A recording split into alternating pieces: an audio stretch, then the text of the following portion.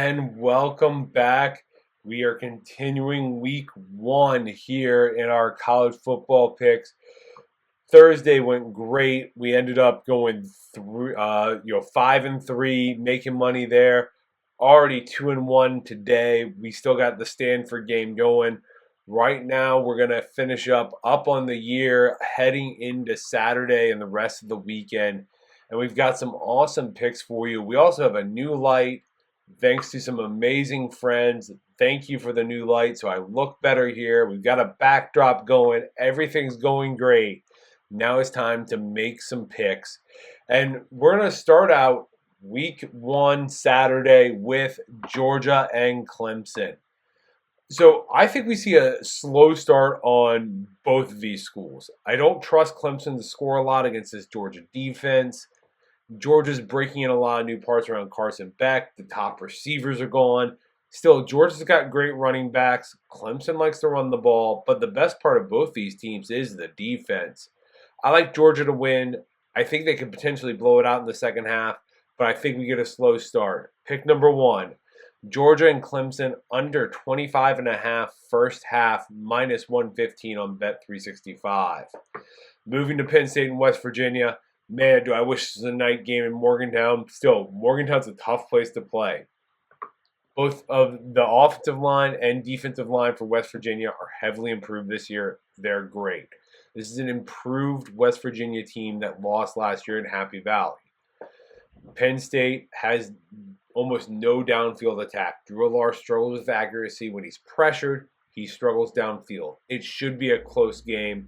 I think West Virginia is going to control possession and keep this one close. But the best play in this is on the total. We're going to take the under 51.5 minus 110 on Bet365. Moving on, we got Illinois State and Iowa. Iowa needs to figure out an offense. They need to figure out also who's going to be the acting head coach. Kirk Ferentz is suspended for this game. Illinois State's going to struggle to score against this high-quality Iowa defense, but they have a good enough defense, and Iowa's offense is bad enough to slow down this attack. This is a math play. Right now, the spread's in that 22.5 range. The over-under's in 40.5 to 42.5. That's expecting Iowa to put up over 30 points. They've scored over 30 points just 4 times in the last 3 years. We're going to take the under here. Illinois State and Iowa under 42.5, minus 110 on Caesars. We're going to move on to UConn and Maryland. UConn was dreadful last year. They were even worse on the road. UConn's failed to cover in 6 of the last 7 road games. The offense is going to struggle against a solid Maryland defense. The Maryland offense has plenty of quality players. They're going to be solid this year. I think they get off to a very quick start. Maryland minus 10.5 first half, minus 108 on Ballybet. Move on to South Dakota State and Oklahoma State. Now, this is not a run-of-the-mill FCS opponent that Oklahoma State's facing. South Dakota State is the best FCS program in the nation. They've built a wonderful program that continues to win games. They're replacing some parts, but the line's all back together. They still have a great quarterback. Oklahoma State's going to get their share of points. Still, Oklahoma State does struggle early in non-conference play. Last year, they beat Central Arkansas by just 14 before losing to South Alabama. In 2021, they escaped with a 7-point win over Missouri State. With South Dakota State having a bunch of talent, as much as I love Oklahoma State this year, I think they're going to keep it a little close. Give me South Dakota State plus 10, minus 115 on ESPN. Moving to Miami and Florida, such an awesome game. But we also have 2 teams that have underperformed in the last couple of years. They've both been disappointing in the last few years. They're both breaking in new quarterbacks. Miami's great on the ground. They've been great on the ground last year, and they're going to keep it on the ground.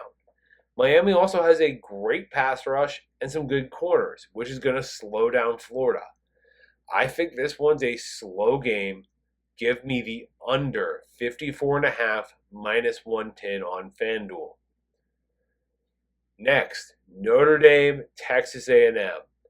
I don't trust either team in this game. I really don't. I think Texas A&M can make the playoffs. I think Notre Dame can make the playoffs. I don't trust either of them. Texas A&M is starting a redshirt freshman at left tackle.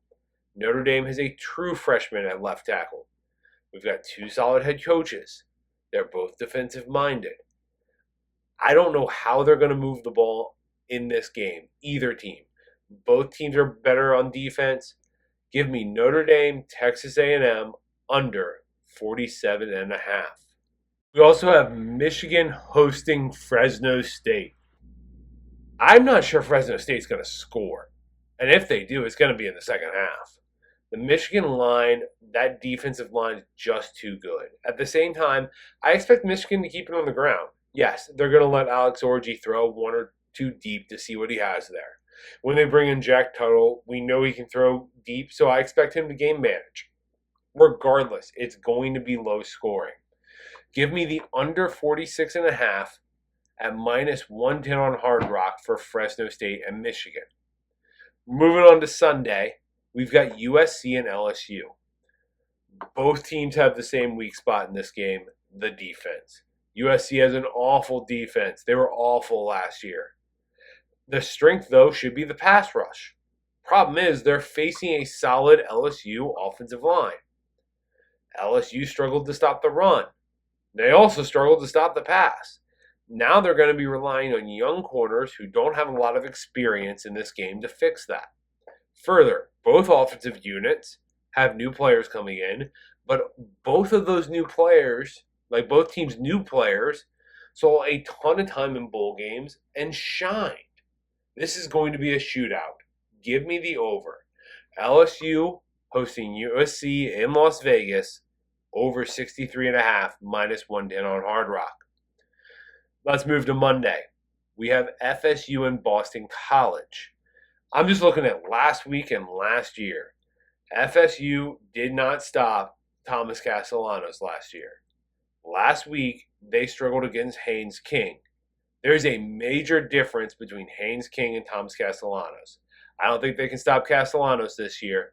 Give me Boston College plus 10.5 in the first half, minus 125, bet 365. And finally, we need an underdog.